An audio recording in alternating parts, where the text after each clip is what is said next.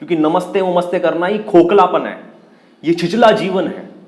क्योंकि ऐसी नमस्ते नमस्ते के अंदर सोमवार गुजर गया, फिर ऐसी नमस्ते गुड मॉर्निंग के अंदर मंगलवार गुजर गया, ऐसी 2000 गुजर गया, 2001 गुजर गया, 5 गुजर गया, 10 गुजर गया, 12 गुजर गया, 15 गुजर गया, 17 गुजर गया, 19 गुजर गया, 20 गुजर गया, ऐसे 30 गुजर जाएगा, ऐसे 2040 गुजर जाएगा, ऐसे तुम गुजर जाओगे, तो गुजर जाएगा ये जमाना।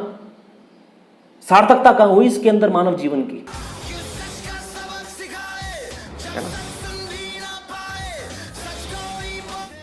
वो गुलामी का जीवन जैसे तेरे दादा ने फॉलो किया था, वैसे तेरे बाप ने फॉलो किया, वैसे तू फॉलो कर रहा है, वैसे तेरा बच्चा फॉलो किया, और ये लल्ला और आ गया छोटा सा, वो भी वही फॉलो करने जा रहा है। मैं आसपास से गुजरने वाले किसी व्यक्ति को नमस्ते ना करता,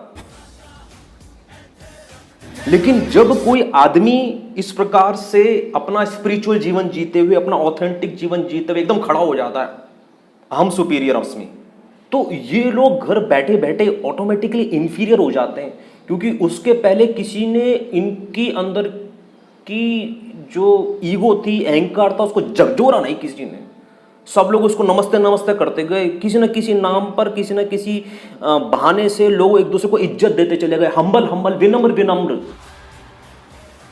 और ना मैं चाहता हूं कि कोई मुझे खोखला नमस्ते करे, समझिएगा इस बात को।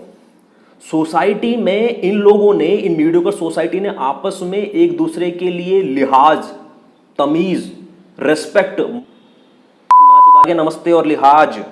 तू मुझे बता, तूने 30 सालों में क्या उखाड़ा? मैं ये नहीं कह रहा हूं कि मैंने उखाड़ा, तू भी मुझसे पूछ कि मैंने 30 सालों में क्या उखाड़ा। मैं तुझसे पूछता हूं कि तूने 30 सालों में क्या उखाड़ा। हम दोनों चलते हैं वो अगले पड़ोसी के पास और चलते हैं और पूछते हैं कि तूने 30 सालों में क्या उखाड़ा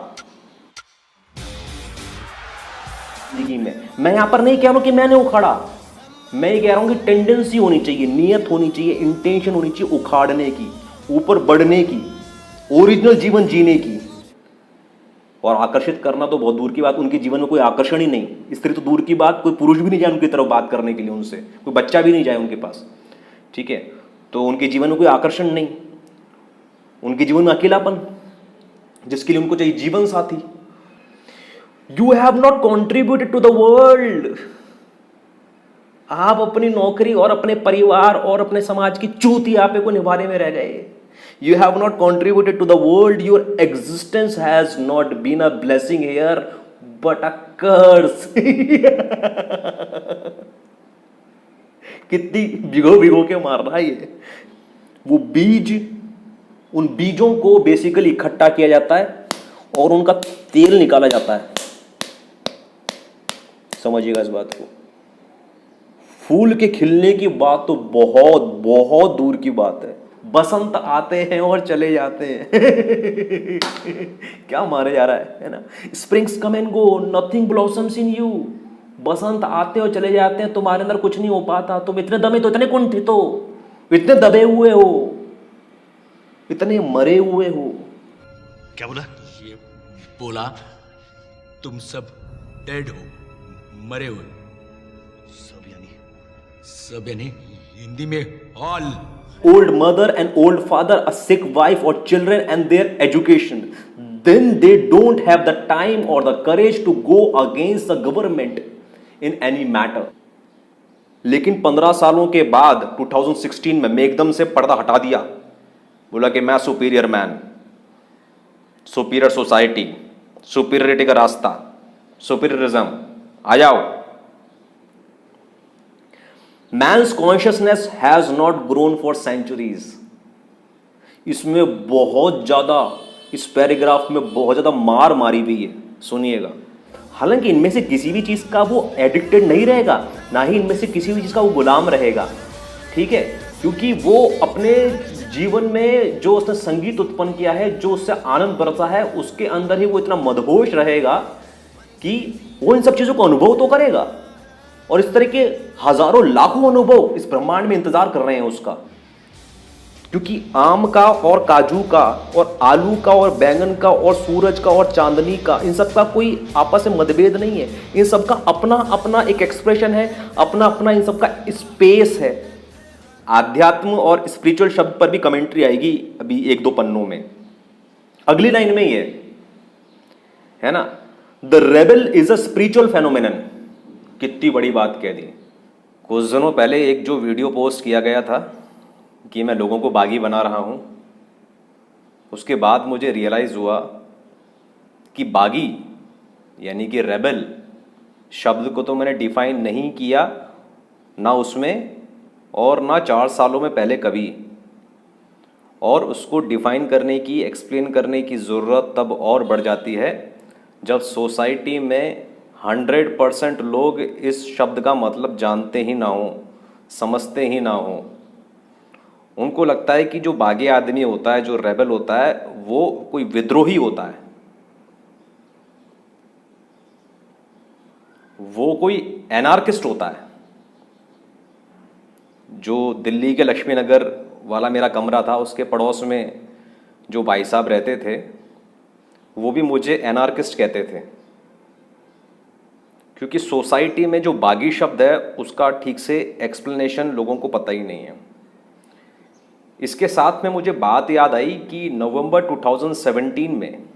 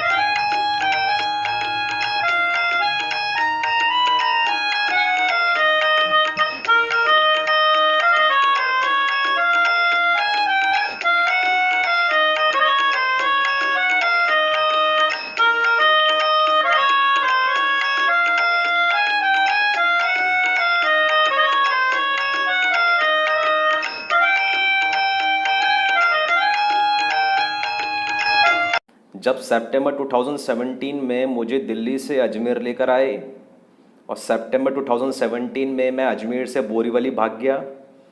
बोरीवली में 3 महीने रहने की सुविधा थी, लेकिन 45 दिन में वहाँ से निकलकर मैं नवंबर 2017 में शादरा चला गया।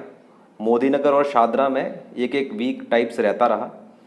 शादरा में पुष्कर से मुलाकात हुई, जासूस पुष्कर से। उसके झोले में 2 किताबें मिली ओशो की, एक तो मेडिटेशन पर और एक द रेबल करके, नवंबर 2017 में। तो उस वक्त हम दोनों बदल बदल कर उसे पढ़ रहे थे और डिस्कस भी कर रहे थे। तो मुझे अचानक से याद आया कि उसके अंदर बहुत सारी क्रांतिकारी बातें लिखी हुई थी, जिनकी मदद से रेबल शब्द का और बागी शब्द का मतलब समझा जा सकता है। तो उस किताब को दोबारा मैं खोद कर लेकर आया, oshoworld.com से PDF लेकर आया। 356 पेज की वो ई बुक है। उसमें से पहले करीब 75 पेजेस मैंने पढ़े और कुछ कुछ चीज़ों को हाईलाइट किया, जिस पर आज हम डिस्कशन करेंगे। ये पूरी अंग्रेज़ी में है, इसका हिंदी वर्जन मुझे मिला नहीं, तो मैं इसे ट्रांसलेट नहीं करूँगा, क्योंकि इस देश में अगर सबसे सरल अंग्रेज़ी किसी की रही है तो वो ओशो की रही है। उसके अलावा आप किसी की भी अंग्रेज़ी देख लीजिए, आप महात्मा गांधी की देख लीजिए, जवाहरलाल नेहरू की देख लीजिए, विवेकानंद की देख लीजिए, जे कृष्णमूर्ति की तो रहने दो, फिर उसकी तो बात ही बड़ी कॉम्प्लेक्स है। रमन्ना महर्षि की देख लीजिए, ठीक है। तो सबसे सरल जो अंग्रेज़ी रही है वो ओशो की रही है, तो उसको ट्रांसलेट करने की आवश्यकता नहीं पड़नी चाहिए। कहीं कहीं मैं कमेंट्री ज़रूर करता रहूँगा। तो इस किताब की मदद से और मेरे खुद के अनुभवों की मदद से, मेरे खुद के एक्सपीरियंसेस और कमेंट्री की मदद से हम इस वीडियो को आगे बढ़ाएंगे। और अगर 75 पेजेस का काम इस वीडियो में पूरा नहीं हुआ, और वैसे आगे भी ई बुक है ये 356 पेजेस की, तो इसके अलग अलग पार्ट्स बनाने पड़ेंगे।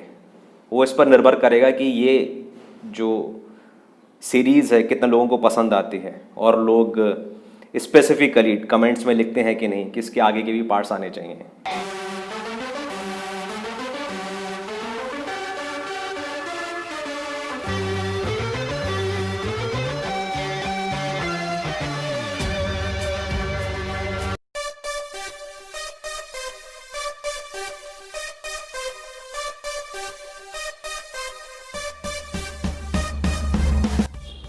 तो जो बागी शब्द है उस पर सबसे पहले मैं अपना पर्सनल स्टैंड क्लियर कर देता हूँ कि मेरी नज़र में बागी कौन होता है। मेरी नज़र में जो बागी होता है वो विद्रोही नहीं होता और एनार्किस्ट तो बिल्कुल नहीं होता।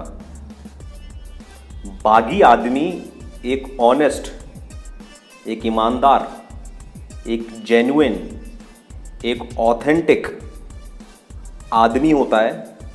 औरत भी हो सकती है, बट आदमी ज़्यादा मिलते हैं, औरतें दमित मिलती हैं सोसाइटी में। हाँ, तो जो बेसिकली ऑथेंटिक नहीं होगा वो दमित होगा सोसाइटी में। तो सोसाइटी में जो भी कल्चर बना हुआ है, जो भी संस्कृति बनी हुई है, भारतीय संस्कृति बनी हुई है, इस्लामिक संस्कृति बनी हुई है, विक्टोरियन संस्कृति बनी हुई है, चीनी सभ्यता बनी हुई, जापानी सभ्यता बनी हुई है, भारत का संविधान बना हुआ है, हर एक देश का संविधान बना हुआ है, अमेरिका का संविधान बना हुआ है, चीन का संविधान बना हुआ है। तो कोई भी सिस्टम है बेसिकली, हमारे परिवार के ये रिवाज हैं, परिवार में ये हिसाब है। तो ये सारे जो सिस्टम है, ये सिस्टम एक ऑर्डर मेंटेन करने के लिए बनाए जाते हैं ताकि एक न्याय व्यवस्था बनी रहे। तो ये होने चाहिए। मैं किसी भी संस्कृति के और संविधान के विरुद्ध नहीं हूं, लेकिन यह भी याद रखा जाए कि इनका मुख्य उद्देश्य एक ऑर्डर मेंटेन करना होता है, एक व्यवस्था बनी रहे। लेकिन हर व्यक्ति को उसी व्यवस्था के अनुसार, उसी संविधान के अनुसार, उसी संस्कृति के अनुसार अगर चलने के लिए और जीवन जीने के लिए विवश किया जाए तो बेसिकली फिर अभिव्यक्ति खत्म हो जाती है, एक्सप्रेशन खत्म हो जाता है, उस व्यक्ति का अद्वितीयपन खत्म हो जाता है, उस व्यक्ति की यूनिकनेस खत्म हो जाती है। और जो हमारी क्वांटम थ्योरी है यूनिवर्स की, उस थ्योरी के अनुसार बेसिकली हर एक इंसान इस यूनिवर्स का एक नया यूनिक एक्सप्रेशन है, थ्रू विच एक एपर्चर है, एक सिरा है, एक छेद है जिसके थ्रू, एक खिड़की है जिसके थ्रू यूनिवर्स अपने आप को एक्सप्रेस कर रहा है और इस बाहर की दुनिया को एक्सपीरियंस करना चाहता है। तो हर एक खिड़की के थ्रू, हर एक छेद के थ्रू उस यूनिवर्स का जो एक्सप्रेशन है वो यूनिक है और एक्सपीरियंस भी यूनिक है। मतलब परमात्मा जब हितेश शाक्य बनकर इस दुनिया को जीना चाह रहा है, तो हितेश शाक्य बनकर जब परमात्मा आया है तो वो यूनिक फॉर्म है उसका। परमात्मा कोई और रूप लेगा तो वो यूनिक होगा, तुलनात्मक नहीं है, तुलना नहीं की जा सकती एक दूसरे से। और दोनों का अनुभव भी अलग अलग होगा। जैसे कि मान लीजिए वीडियो देख रहा है कोई आदमी, कौन देखता है मेरा वीडियो आमतौर पर? प्रतिपाल देखता है, चलिए। तो प्रतिपाल बनकर जब परमात्मा आया है तो वो एक यूनिक एक्सप्रेशन है, और हितेश शाक्य बन के जब परमात्मा आया है तो यूनिक एक्सप्रेशन है। परमात्मा जब प्रतिपाल बन के आया है तो ना सिर्फ उसका एक यूनिक एक्सप्रेशन है, बल्कि जब वो इस दुनिया को जिएगा तो उसका एक यूनिक एक्सपीरियंस भी होगा। तो इस तरीके से बेसिकली परमात्मा डिफरेंट एपर्चर से डिफरेंट फॉर्म्स में अपने आप को एक्सप्रेस करता है ताकि वो डिफरेंट एक्सपीरियंसेस ले सके और ये लीला बेसिकली आगे चलती रहे। तो पॉइंट ये है कि जब आप सारे एक्सप्रेशंस को, सारे मनुष्यों को, सारे मनुष्य बेसिकली अलग अलग एक्सप्रेशंस हैं, उनको आप एक ही फूकनी से बेसिकली हाँकते रहते हैं कि सबको भारतीय संस्कृति फॉलो करनी है, सबको इस्लामिक संस्कृति फॉलो करनी है, सबको ये विक्टोरियन संस्कृति फॉलो करनी है, सबको ये भारत का संविधान फॉलो करना है, सबको हमारे घर में ये तरीका है, सारे परिवार के सभी सदस्यों को यही तरीके से फॉलो करना है। ठीक है, तो क्या होता है कि ये ब्लास्फेमी हो जाती है। ब्लास्फेमी मतलब कि परमात्मा के साथ विद्रोह हो जाता है, क्योंकि परमात्मा ने किसी और तरीके से बेसिकली इंसान को बना के भेजा था, किसी और तरीके से जीने के लिए। आपने अपना व्यवस्था बनाए रखने के लिए सबको एक जैसा बनाने की कोशिश की। हालांकि व्यवस्था होनी चाहिए तो बेसिकली वो बैलेंस होना चाहिए कि व्यवस्था भी चलती रहे और हर व्यक्ति अपना एक यूनिक एक्सपीरियंस भी लेता रहे, एक यूनिक एक्सप्रेशन भी बेसिकली चलाता रहे अपने पूरे जीवन पर। तो ये एक बैलेंस होना चाहिए। तो क्या हो रहा है बेसिकली, इस बैलेंस के लिए तो कोई व्यवस्था कभी नहीं आई है। हर इंसान ने, जिसने भी अपना धर्म बनाया या जिस भी समूह ने अपनी संस्कृति बनाई, समाज बनाया, संविधान बनाया, उसने हमेशा थोपा है, उसने बैलेंस करने की कोई व्यवस्था नहीं दी है। तो बैलेंस तो बहुत ही बाद की चीज है, बैलेंस को तो हटाओ। अभी एक्सप्रेशन आता है तो जो इंसान बेसिकली अपने ट्रू एक्सप्रेशन में जीना चाहता है, ऑनेस्ट एक्सप्रेशन में जीना चाहता है, ध्यान रखिएगा, ये बस ईमानदारी से जीना चाह रहा है, ये बस ऑथेंटिसिटी से जीना चाह रहा है, ये बस ओरिजिनलिटी से जीना चाह रहा है। इसका उद्देश्य उस संविधान का, उस सिस्टम का, उस संस्कृति का, उस कुरान का, उस कुरान का विरोध करना नहीं था, अपने दादा की बेइज्जती करना नहीं था, अपने माता पिता का अपमान करना नहीं था। इसका तो उद्देश्य सिर्फ एक ऑनेस्ट, ईमानदार, ऑथेंटिक, ओरिजिनल जीवन जीना था। लेकिन चूंकि ये सारी चीजें जो मैंने बताया, पूर्वज, माता पिता, दादा, आपके पुराण, कुरान, संस्कृति, शास्त्र, विक्टोरियन सभ्यता, ये सब कुछ ये चाहती नहीं थी कि ये ओरिजिनल जीवन जिए। इसलिए ऑटोमेटिकली एक विरोध, एक विद्रोह उत्पन्न हो जाता है और इस आदमी को बागी कहा जाता है, इस आदमी को विरोधी कहा जाता है, इस आदमी को एनार्किस्ट कहा जाता है। हालांकि ये एनार्की मचाने नहीं आया। हमारी थ्योरी ये है कि हर व्यक्ति को इस प्रकार से ओरिजिनल जीवन जीने दिया जाए, बादाम को बादाम रहने दिया जाए, काजू को काजू बनने दिया जाए, आम को आम की तरह एक बगान बनने दिया जाए, सूरज को सूर्य की तरह चमकने दिया जाए, चांद को चांद की तरह बेसिकली चांदनी फैलाने दी जाए, गंगा को गंगा की तरह बहने दिया जाए, तो ये एक कॉस्मिक इक्विलिब्रियम तैयार होगा इन 700 करोड़ मनुष्यों में।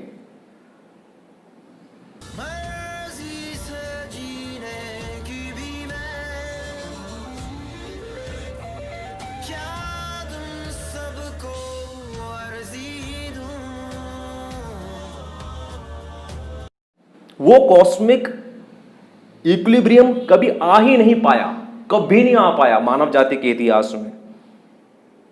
हालांकि लोग क्लेम जरूर करेंगे कि जब वो था ना तब था, वो तो पता नहीं कब था। तो ये हमारी थ्योरी है। तो इस तरीके से ज्यादा से ज्यादा लोग सोसाइटी में जब ओरिजिनल हो रहे हैं, ज्यादा से ज्यादा लोग जब सोसाइटी में ईमानदारी से अपना जीवन जी रहे हैं, ऑथेंटिसिटी से जीवन जी रहे हैं, तो इसमें कोई एनार्की उत्पन्न नहीं हो रही है। इसमें सबसे हाईएस्ट क्लास का एक ऑर्डर मेंटेन हो रहा है, सबसे हाईएस्ट क्लास का ऑर्डर। वहां पर कोई विरोध नहीं है, वहां पर कोई द्वंद्व नहीं है, वहां पर कोई सांप्रदायिक, कोई धार्मिक दंगे नहीं है, ना कोई मतभेद हैं। क्योंकि आम का और काजू का और आलू का और बैंगन का और सूरज का और चांदनी का, इन सब का कोई आपस में मतभेद नहीं है। इन सब का अपना अपना एक एक्सप्रेशन है, अपना अपना इन सब का स्पेस है और सबका अपना अपना एक्सपीरियंस है। अगर आप मानते हैं कि काजू भी बेसिकली इस दुनिया को एक्सपीरियंस कर रहा है, आम इस दुनिया को एक्सपीरियंस कर रहा है, तो ये जरूरी नहीं है कि आप माने इस थ्योरी को, लेकिन मैं तो मानता हूं कि इस दुनिया में काजू आया है तो काजू बेसिकली इस पूरे ब्रह्मांड को अनुभव करने के लिए आया है। इस ब्रह्मांड में अगर केला आया है तो उस पूरे ब्रह्मांड को अनुभव करने के लिए आया है। ठीक है, तो अब किताब की तरफ आगे बढ़ते हैं।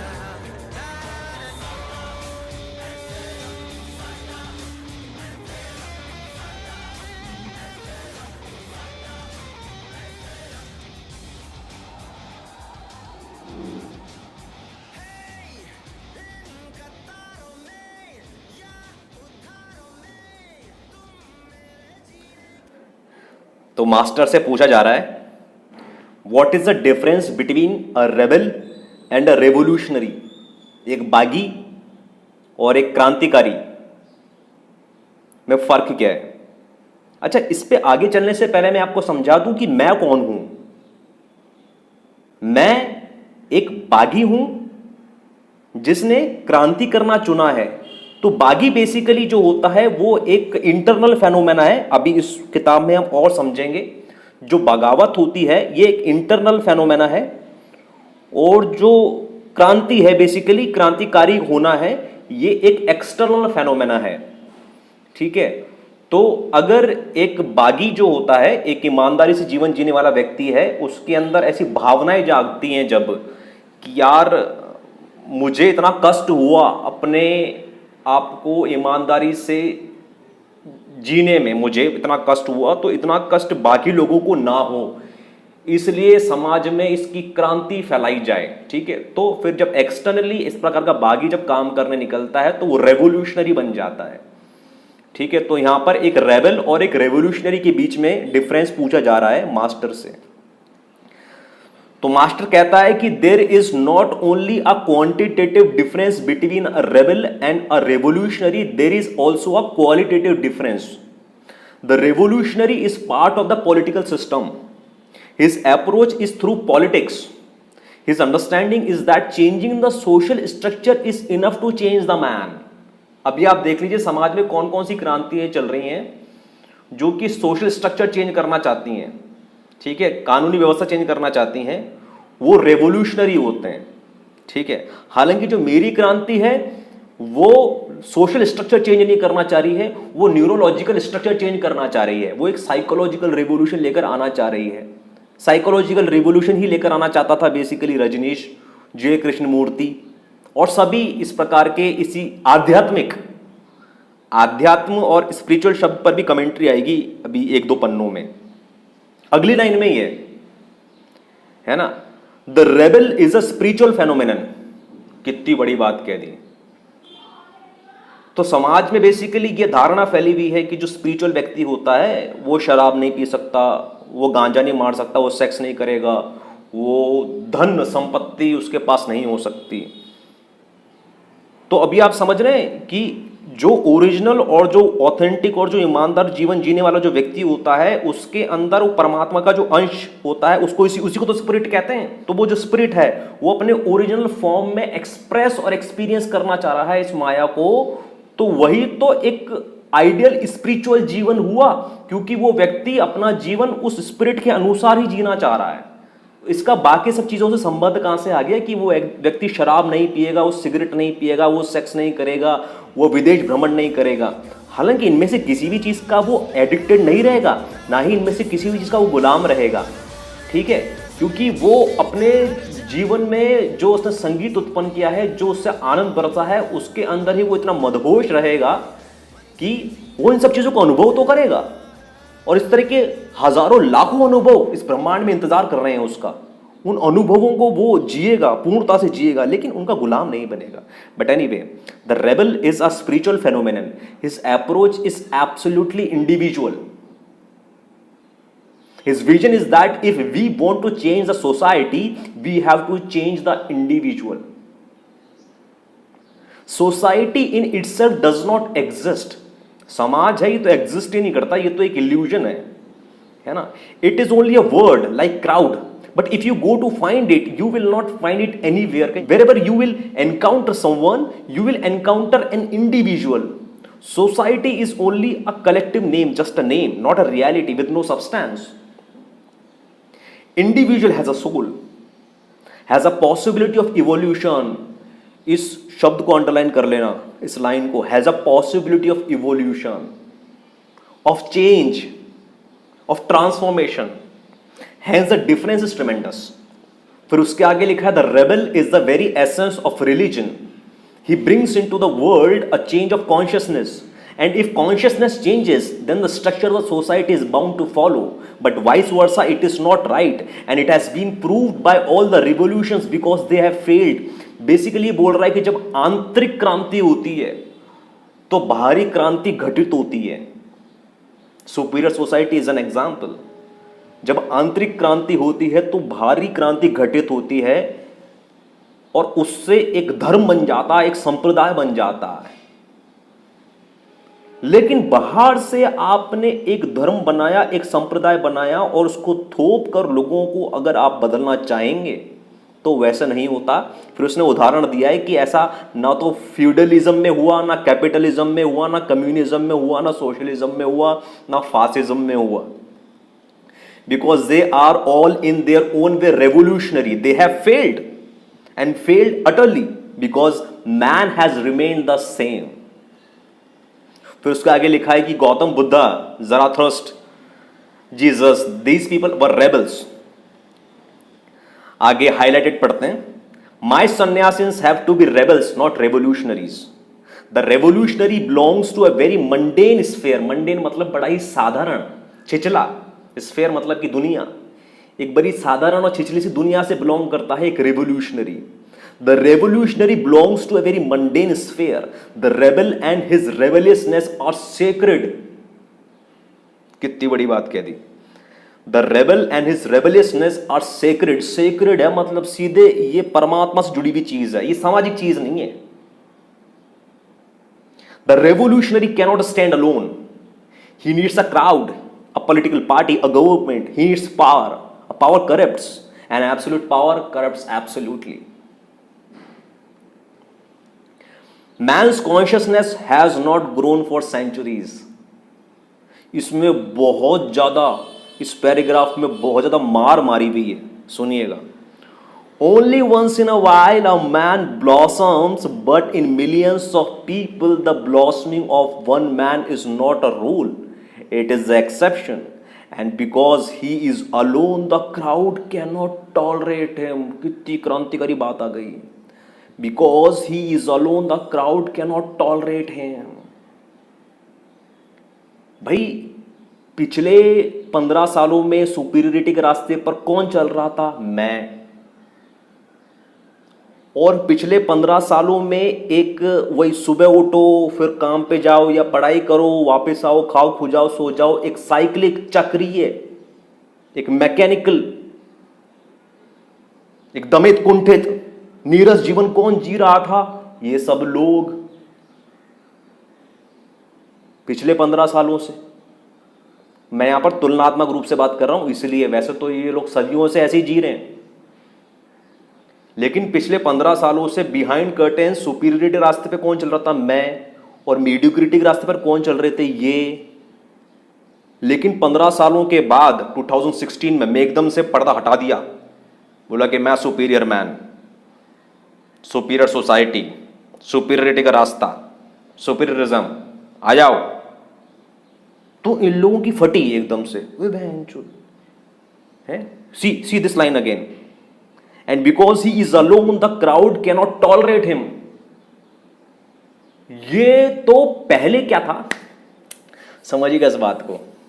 सोसाइटी में इन लोगों ने, इन मीडियोकर सोसाइटी ने आपस में एक दूसरे के लिए लिहाज, तमीज, रेस्पेक्ट, मातृ देवो भव, पितृ देवो भव, आचार्य देवो भव, गुरु देवो भव, अतिथि देवो भव, मतलब ये उसकी इज्जत करे, वो उसकी इज्जत करे, ये उसके पैर छुए, ये उसको नमस्ते बोले। ऐसे आपस में इन लोगों ने एक दूसरे की ईगो बूस्टिंग के लिए, एक दूसरे की पीठ खुजाने के लिए बहुत सारे आडंबर बना रखे थे कि ये लोग सुपीरियरिटी के रास्ते पर ना चलें, ये लोग अपने मस्तिष्क में एक स्पिरिचुअल क्रांति ना करें, ये लोग इवोल्व ना हो, ये लोग ना बदलें, ये लोग अपने चेतना का विस्तार ना करें, लेकिन ये लोग आपस ही आपस में एक दूसरे को इज्जत देती रहें, है ना। बड़ों की इज्जत करना जरूरी है, आचार्यों की इज्जत करना जरूरी है, स्त्री का सम्मान करना जरूरी है, ठीक है।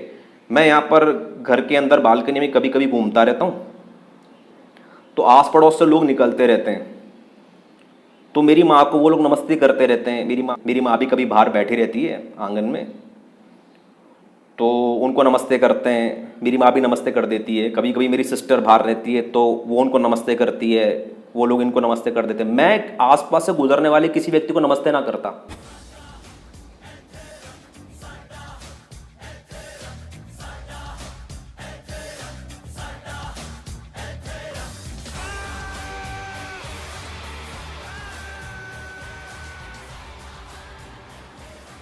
और ना मैं चाहता हूं कि कोई मुझे खोखला नमस्ते करे। अरे यार, तू इस कॉलोनी में रह रहा है मेरे सामने 30 सालों से, मां चुदा के नमस्ते और लिहाज। तू मुझे बता, तूने 30 सालों में क्या उखाड़ा? मैं ये नहीं कह रहा हूं कि मैंने उखाड़ा, तू भी मुझसे पूछ कि मैंने 30 सालों में क्या उखाड़ा। मैं तुझसे पूछता हूं कि तूने 30 सालों में क्या उखाड़ा। हम दोनों चलते हैं वो अगले पड़ोसी के पास और चलते हैं और पूछते हैं कि तूने 30 सालों में क्या उखाड़ा।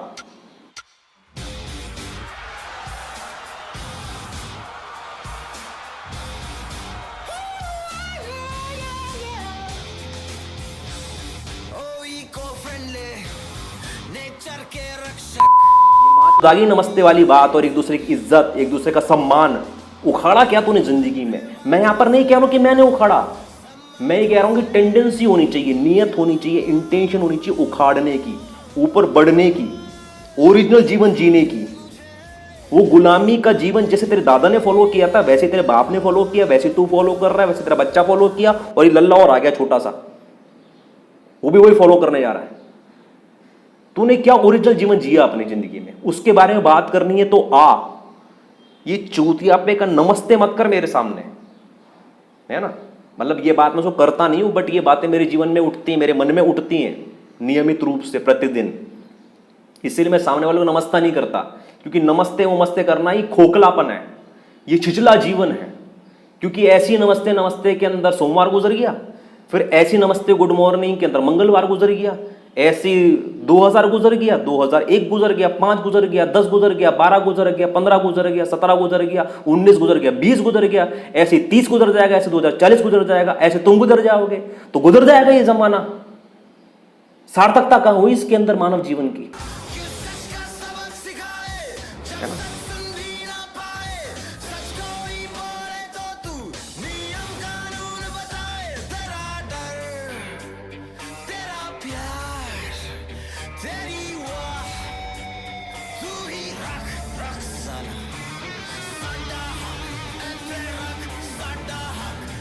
लेकिन जब कोई आदमी इस प्रकार से अपना स्पिरिचुअल जीवन जीते हुए, अपना ऑथेंटिक जीवन जीते हुए एकदम खड़ा हो जाता है, हम सुपीरियर अस्मि, तो ये लोग घर बैठे बैठे ऑटोमेटिकली इंफीरियर हो जाते हैं।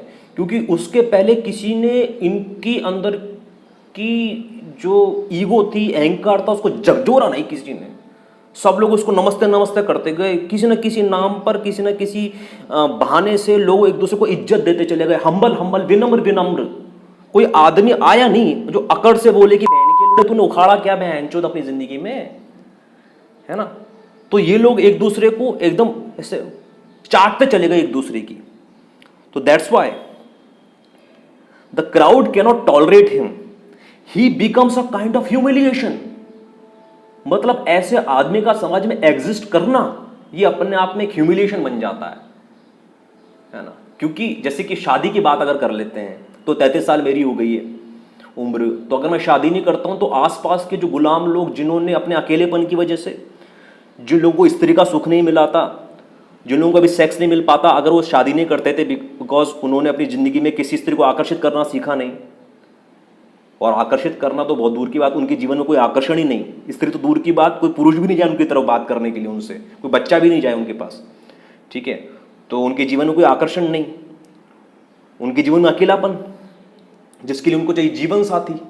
तो ऐसे लोग ऑटोमेटिकली बुरा फील करने लग जाते हैं कि यार इसकी लाइफ तो बड़ी सेट है और हम लोग अपनी गुलामी की जिंदगी काट रहे हैं, है ना। So he becomes a kind of humiliation, his very presence becomes insulting because he opens your eyes.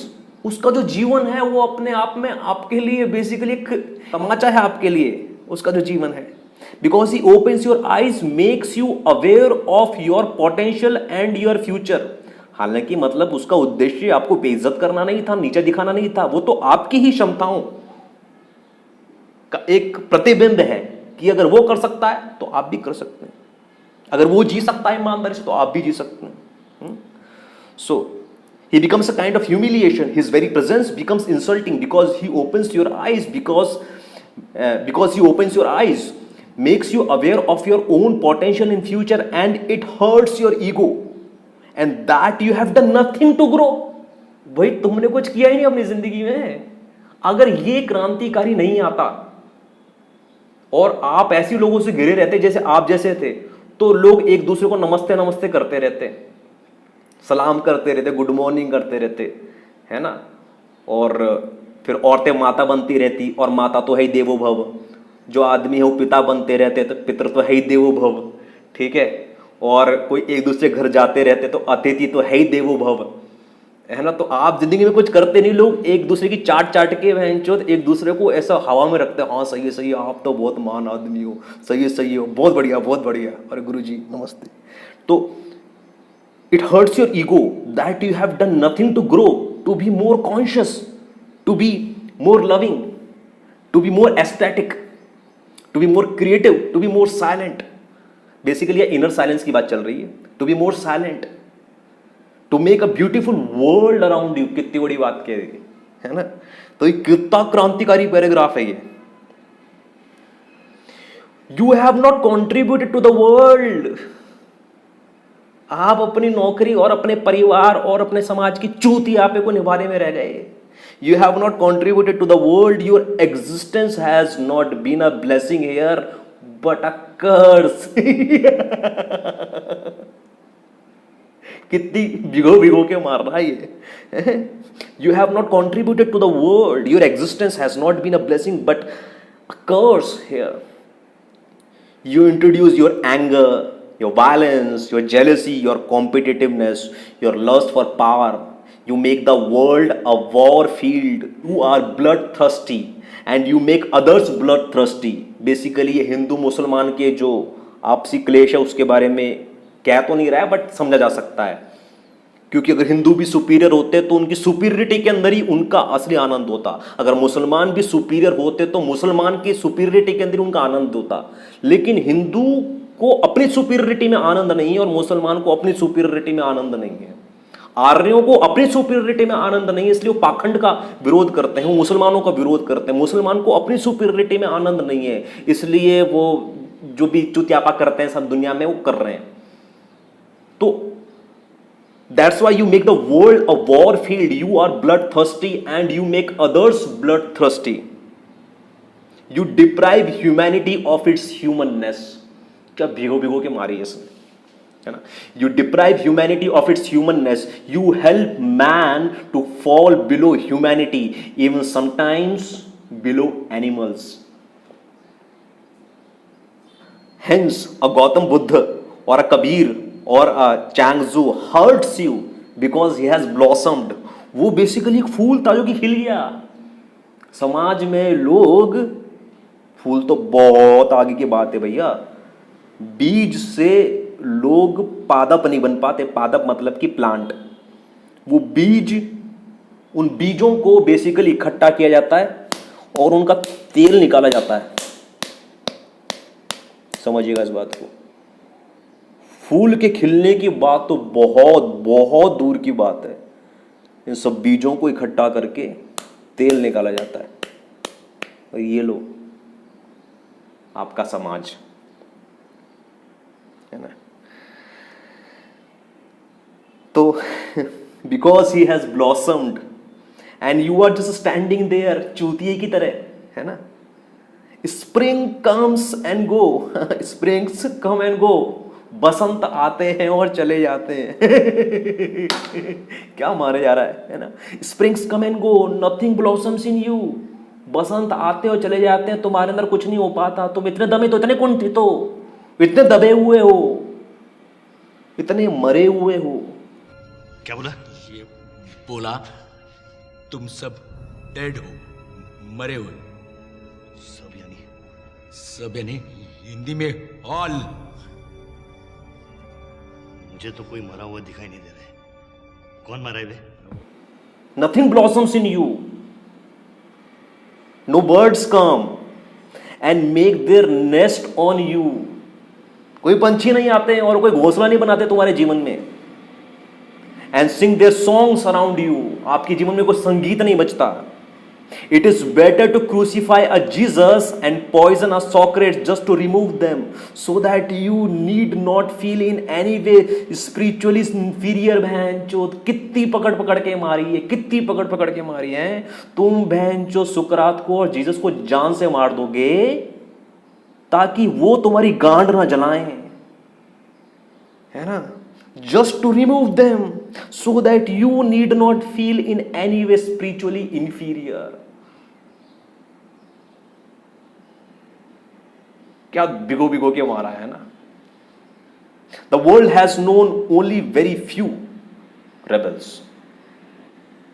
फिर उसके आगे इसने बताया है कि किस किस प्रकार से रेवोल्यूशंस फेल हुए हैं। जैसे कि गांधी की बात कही है कि Gandhi was asked by an American thinker Louis Fischer, what are you going to do with the armies and all the different weapons when India becomes an independent country? जब भारत आज़ाद हो जाएगा तो आप इन सैनिकों के साथ में और इन हथियारों के साथ में क्या करेंगे? तो गांधी ने कहा कि हम इन सबको समुद्र में डाल देंगे, हथियारों को, और जो सैनिक होंगे उनको हम खेत की तरफ भेज देंगे। कि जाके हल चलाओ। तो इससे फिर पूछा गया कि कोई फिरंगी कंट्री आके तुम पर फिर से आक्रमण करेगी तो तुम क्या करोगे? तो बोला कि हम उसको बोलेंगे हम पर आक्रमण करने की ज़रूरत नहीं है, आप भी आओ और हमारे साथ रहो और हमारे साथ खाओ पियो, खेती करो, मजे करो, है ना। ऐसा गांधी ने बोला। लेकिन ये ओशो ऐसा बोल रहा है कि गांधी ने ऐसा किया नहीं, हथियारों को डाला नहीं। क्यों? क्योंकि आंतरिक क्रांति नहीं घट पाई थी। ये एक रेवोल्यूशन था, लोगों के अंदर वो रेबेलियन नहीं जागा था। ठीक है। उसी के बाद कम्युनिस्ट क्रांति के बारे में इसने मारी है। कम्युनिस्ट क्रांति में बेसिकली लेनिन ने कहा था कि जब हमारी सरकार आ जाएगी तो हम ये जो मैरिज का कॉन्सेप्ट है ये हटा देंगे, क्योंकि मैरिज बेसिकली लोगों का प्राइवेट डिसीजन होना चाहिए, ये कोई बाध्यता नहीं होनी चाहिए। तो इस पर लिखा है कि when the revolution comes we will dissolve marriages because marriage is a part of private property. As private property goes out, marriage will also go out. People can be lovers, can live together, children will be taken care of by the society. ये अवधारणा थी Lenin की कि जब हम सरकार बनाएंगे तो मैरिजेस डिसॉल्व कर देंगे। लेकिन जब सरकार बनी कम्युनिस्ट की रूस में, तो उन्होंने ऐसा कोई नियम लेकर नहीं आए, क्योंकि उनको पता चल गया था कि अगर हम मैरिज को डिसॉल्व कर देंगे तो जो परिवार के चूतिया पे मृत जो परिवार के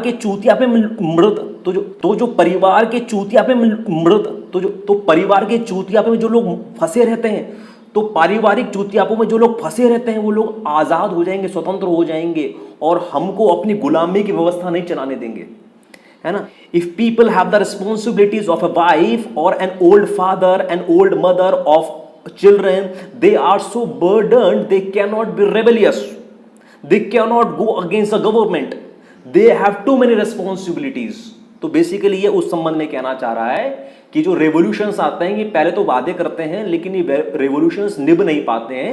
क्यों नहीं निभ पाते? क्योंकि आंतरिक क्रांति घटित नहीं होती है, बाहर से इंपोज करने की कोशिश की जाती है। फिर लिखा है to make people so independent of responsibilities is dangerous. To make people so independent of responsibilities is dangerous. They will become too individualistic. So let them be burdened with family.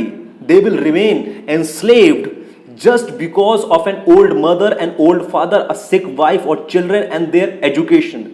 Then they don't have the time or the courage to go against the government in any matter. हालांकि यहां पर मैं छोटी सी commentary डाल देता हूं कि आप में से कोई बोल सकता है कि भाई किसी के घर में ओल्ड मदर है, ओल्ड फादर है, किसी की वाइफ सिक है। पहले तो बेसिकली वाइफ का होना इतना इंपॉर्टेंस नहीं है यहाँ पर, क्योंकि मदर और फादर तो होगा ही होगा, तो उनकी जिम्मेदारी कौन लेगा? तो पॉइंट ये है कि वही तो बैलेंस की बात आ जा रही है। शादी को एक सनातन सत्य बना रखा है, विवाह को एक सनातन सत्य बना रखा है। इस लेवल की स्वतंत्रता होनी चाहिए कि जो लोग विवाह करना चाह रहे हैं उन्हें विवाहित रहने दिया जाए, जो लोग ब्रह्मचारी बन के रहना चाह रहे हैं उनको ब्रह्मचर्य का जीवन जीने दिया जाए, उनके लिए गांव बसा दिया जाए कि सारे ब्रह्मचारी इस गांव में जाके बसें। जैसे कि सोनीपत, पानीपत, रोहतक के बीच में कालवा नाम का एक गुरुकुल चलता है, आर्ष गुरुकुल कालवा।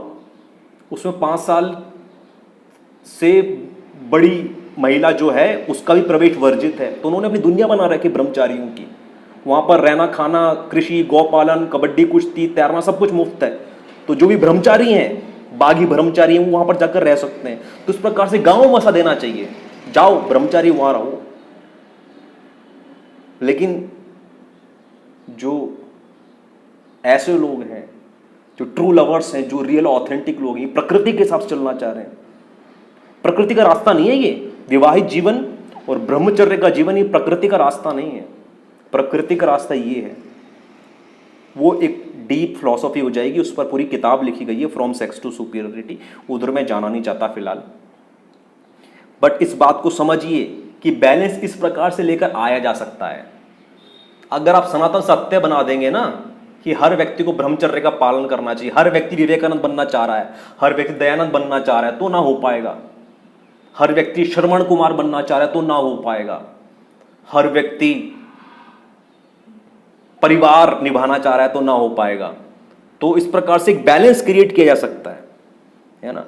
तो again, the family is one of the greatest traps that society has used for millennia to keep a man slave. Lenin forgot all about dissolving families after Lenin came into the power. फिर आगे लिखा है, always remember that you have the full orchestra within you. इस तरह की line तो Abraham Hicks की line है, orchestra within you. A new man I'm continuously interested in will express himself like a rainbow. New man मतलब जब आंतरिक क्रांति घटित होती है तो पुराना आदमी मर जाता है और एक नया आदमी का जन्म होता है। तो जब नया आदमी का जन्म होता है तो वो जीवन के सारे अनुभवों को, सारे संगीतों को और सारे रंगों को अनुभव करता है, जीता है पूर्णता के साथ में। तो उससे बेसिकली एक बैंड, पूरा अलग अलग सुरों का, अलग अलग वाद्यों का एक बैंड बजता है उस व्यक्ति के स्वागत में। तो उस ऑर्केस्ट्रा की बात चल रही है। Always remember that you have the full orchestra within you. The new man I am continuously interested in will express himself just like a rainbow, all the colours without any fear. Let the world think you are mad. कितनी बड़ी बात कह दी. Let the world think you are mad. If you are enjoying it, it is right. If you can dance and sing and cry all together, simultaneously playing on your own guitar, you will become aware of the first time of a tremendous harmony in all these different dimensions which you have never thought can be together. एक ही आदमी एक ही time पर पैसे भी कमा सकता है, प्रेम भी कर सकता है, संतानोत्पत्ति भी कर सकता है, विश्व भ्रमण भी कर सकता है, यूट्यूब चैनल भी बना सकता है, लेखक भी हो सकता है, भाषण भी दे सकता है, मां के साथ भी रह सकता है, छोटे बच्चों को प्रेम भी कर सकता है, गाली गलौज भी कर सकता है, शराब भी पी सकता है, ध्यान भी लगा सकता है, सेक्स भी कर सकता है और राजनीति भी कर सकता है और देशभक्ति भी कर सकता है. ये सब अलग अलग रंग हैं, ये ऑर्केस्ट्रा है ना. तो उस बारे में बोल रहा है कि in all these different dimensions which you have never thought can be together. आपने सोचा ही नहीं था कि एक इंसान अपने जीवन में सब कुछ इस प्रकार से अलग अलग अनुभव जी सकता है. आपने तो बस ये सोचा था कि ब्रह्मचर्य का जीवन ही जीना पड़ेगा. अब परिवार बना लिया है तो परिवार का जीवन ही जीना पड़ेगा. अब तो भैया हम प्रधानमंत्री बन गए तो देश की रक्षा करना, देश को चलाना ही हमारा धर्म है. अब तो हम गिटार कहाँ बजा सकते हैं. अब तो हम लेखक कहाँ बन सकते हैं. अब तो हम संस्कृत कहाँ सीख सकते हैं. आगे ना बात समझ में. तो they are together in the deepest silence of heart. They are together. Express them as they come naturally and don't be ashamed of anything. अभी कुछ दिनों पहले बेसिकली मैंने एक पोस्ट डाला था कि कोई PHP डेवलपर्स हैं क्या जो कि सुपीरियर सोसाइटी की वेबसाइट बनाने में कंट्रीब्यूट कर सकते हैं, वॉलंटियर कर सकते हैं. ये बात इसलिए उठी थी कि कुछ लोगों ने पहले से वॉलंटियर किया हुआ था कि सुपीरियर सोसाइटी की वेबसाइट हम बनाएंगे. तो उन्होंने आगे से बोला था हम बनाएंगे फ्री में, हम आपको उसका वो देंगे, होस्टिंग देंगे, सब कुछ हम ही करेंगे. आप अपने सुपीरियर सोसाइटी में से 2-4 एक हेल्पर पकड़ के ले आइए हमारे पास. तो इसीलिए वो पोस्ट मैंने डाला था. तो एक लो कॉन्शियसनेस का गुलाम आया, वो मुझे ऐसा बोला कि तू तो बड़ा न्यूरोप्लास्टिसिटी का चौधा बनता है, तो खुद क्यों नहीं बना लेता वेबसाइट. तो प्लीज अंडरस्टैंड, वो वेबसाइट बनाने का जो संगीत है वो मेरे जीवन में से नेचुरली नहीं उठ रहा है. तो जो संगीत मेरे जीवन में से नेचुरली उठेंगे, मैं सिर्फ उन्हीं संगीत को पैदा कर सकता हूं अपने जीवन में से और उन्हीं में आनंदित हो सकता हूं. That's why express them as they come naturally. So PHP, website building, android web building, app building, ये सब मेरे अंदर से नेचुरली नहीं आते. नेचुरली क्या आता है, ये जो भी कुछ आपके सामने है मेरे चैनल के जरिए, पिछले 4 सालों में जो भी कुछ मैं आपके सामने हूं और उसके पहले जो भी कोई मुझे जानता है उसके सामने में जो हूं ईमानदारी से, वो naturally has come out of me, has come through me. Express them as they come naturally and don't be ashamed of anything. First chapter over, अभी तो पहला चैप्टर ही खत्म हुआ है और इसमें करीब 35 चैप्टर्स हैं। एक और खतरनाक बात कही गई है, that's why the east has remained poor, at least outwardly poor, it's richness is of the inner. जो पूर्व रहा है बेसिकली, ये जो भारत और चीन और जापान का जो इलाका रहा है, ये अंदर से रिच रहे हैं लेकिन ये बाहर से गरीब रहे हैं। जो एशिया है ये बाहर से गरीब रहे हैं, है ना। The west has become rich outwardly, its poverty has remained of the inner. तो बेसिकली उस दिशा में कहना चाह रहा है कि सारे रंगों को अनुभव नहीं किया है, ना ईस्ट ने ना वेस्ट ने। ईस्ट ने बेसिकली अंदर के रंगों को अनुभव किया है, बाहर के रंगों को अनुभव नहीं किया है। जो वेस्ट है उसने बाहर के रंगों को अनुभव किया है, आंतरिक संगीत को उसने अनुभव नहीं किया है। तो ना ईस्ट ने और ना वेस्ट ने, दोनों ने मिलके जो फुल ऑर्केस्ट्रा अवेलेबल था एक मैन के लिए, एक मनुष्य के लिए जो फुल ऑर्केस्ट्रा अनुभव था, उस फुल ऑर्केस्ट्रा का बैंड नहीं बजाया है ना। The man I convince of in the future should deny neither. एक जो नए मनुष्य की बात कर रहा है जिसके अंदर आंतरिक क्रांति घटित हो चुकी होगी, उसके बारे में जब बात कर रहा है तो बोल रहा है कि शुड नॉट डिनाई आइदर, ना अंदर की अमीरी ना बाहर की अमीरी को उसे डिनाई करना है, दोनों को उसे जीना है। There is no need, there is no conflict, there is no contradiction. फिर आगे लिखा है हाईलाइटेड में, I want the new man to rebel against the west and to rebel against the east, है ना। अब मेरे चैनल पर कुछ लो कॉन्शियसनेस के, संकीर्ण मानसिकता के लोग आते हैं, उनको जब ऐसा लगता है कि मैं कुछ वेस्ट की कुरीतियों के बारे में बात कर रहा हूं तो मैं राजीव दीक्षित हूं, देशभक्त। लेकिन फिर कुछ और संकीर्ण मानसिकता के लोग आते हैं, लो कॉन्शियसनेस के लोग आते हैं, मैं ईस्ट की, पूर्व की, भारत की कुरीतियों के बारे में बात करता हूं तो उनको लगता है कि मैं इल्यूमिनाटी का एजेंट हूं। तो उसी के बारे में ही कहना चाह रहा है, I want the new man to rebel against the west and to rebel against the east. जो सबसे बड़ी विकसित चेतना का व्यक्ति होगा वो देख पाएगा कि मैं ईस्ट के भी विरुद्ध हूं और मैं वेस्ट के भी विरुद्ध हूं। लेकिन वेस्ट में कुछ अच्छाइयां हैं, ईस्ट में कुछ अच्छाइयां हैं। वेस्ट में वैज्ञानिकता है और वेदों में, हमारी भारतीय संस्कृति में सबसे ज्यादा वैज्ञानिकता है, सबसे ज्यादा वैज्ञानिक संस्कृति भारतीय संस्कृति है। बट इसका मतलब ये नहीं कि इसके अंदर बुराइयां नहीं है, because they have divided man and they have divided man's conception. फिर उसके आगे हाईलाइटेड में लिखा है, there is no need to renounce the world. इस दुनिया को छोड़ के जाने की जरूरत नहीं है। In fact it is so surprising that the people who have called the world illusory have insisted on renouncing it. If it is illusory, why are you renouncing it? अगर ये सब झूठ है, अगर ये सब मिथ्या है, अगर ये सब माया है, तो फिर इसको रिनाउंस करने की जरूरत क्या, इसको त्याग करने की जरूरत क्या? ये तो है ही नहीं, है ना। If it does not exist then where are you going? What is there to renounce? Your every sense says the world is real, क्योंकि आप हर एक सेंस से इसको त्याग कर कहीं और जाना चाहते हो। इसीलिए इससे पता चलता है कि ये सत्य था, ये जो जिस दुनिया से आप जा रहे थे भाग के। मजा आ रहा है ना? My own perception for the new man is that he has to be rich on both the sides. There is no need to be poor. He has to be rich in science, in technology, in whatever mind can do. And he has to be rich in meditation, in love, in ecstasy. And there is no need to create any contradiction.